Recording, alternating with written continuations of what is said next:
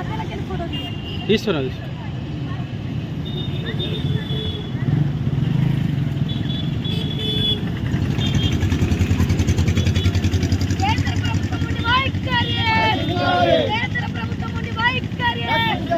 పేదలకు మొండి చేయి చూయించడమా, కార్పొరేట్లకు బడ్జెట్ కేటాయించడమా, కార్పొరేట్లకు బడ్జెట్ కేటాయించమా, ప్రైవేటీకరణకు బడ్జెట్ కేటాయించడమా, కేంద్ర ప్రభుత్వం ముందు వైఖరి.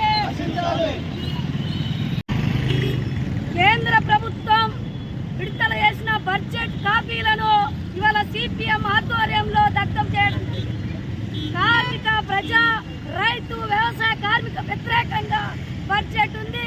ఇది కార్పొరేట్ అనుకూలంగా బడ్జెట్ ఉంది. ఈ బడ్జెట్ ని ఏదైతే కేంద్ర ప్రభుత్వం విడుదల చేసిందో కార్పొరేట్ అనుకూలంగా, అదేవిధంగా ప్రైవేటీకరణకు అనుకూలంగా ఈ బడ్జెట్ విడుదల చేయడం జరిగింది. ఇవాళ సామాన్య ప్రజల పైన భారాలు మోపుతా ఉన్నారు, పెద్దలకేమో రాయితీలు ఇస్తా ఉన్నారు. ఇవాళ ధరలను అదుపు చేయలేదు. ఇవాళ ప్రజలపై ధరల భారం విపరీతంగా పెరిగింది. అదేవిధంగా కార్పొరేట్లకు ఇవాళ 100% ఉన్న వాళ్ళకు, కోట్లలో ఉన్న వాళ్ళకి ఇవాళ పడగలెత్తే విధంగా బడ్జెట్ ని విడుదల చేయడం జరిగింది. ఇవాళ సామాన్య ప్రజలు ధరలు విపరీతంగా పెరుగుతున్నది, కొనుగోలు శక్తి పడిపోతా ఉంది. ఇవాళ సామాన్య ప్రజలకు వేతనాలు పెంచాల్సిన అవసరం ఉంది. కార్మిక వర్గానికి కనీస వేతనాలు పెంచకుండా కొనుగోలు శక్తి పడిపోయే విధంగా ఈ బడ్జెట్ ఉంది.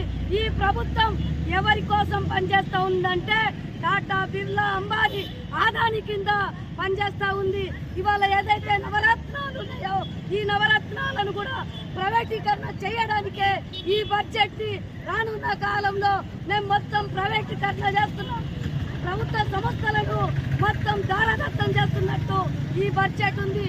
ఇప్పటికైనా కేంద్ర ప్రభుత్వం ప్రజలపై భారాలు మోపే విధానాలను మార్చుకోవాలి.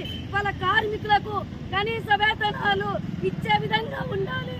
రైతులకు కనీసం గిట్టుబాటు ధర కలిగించే విధంగా బడ్జెట్ ఉండాలి. ఈ బడ్జెట్ మీద కేంద్ర ప్రభుత్వం దృష్టి పెట్టకుండా రానున్న కాలంలో పోరాటాలను ఉధృతం చేస్తామని సిపిఎం పార్టీగా, రాష్ట్ర కమిటీగా హెచ్చరిస్తా ఉన్నాం.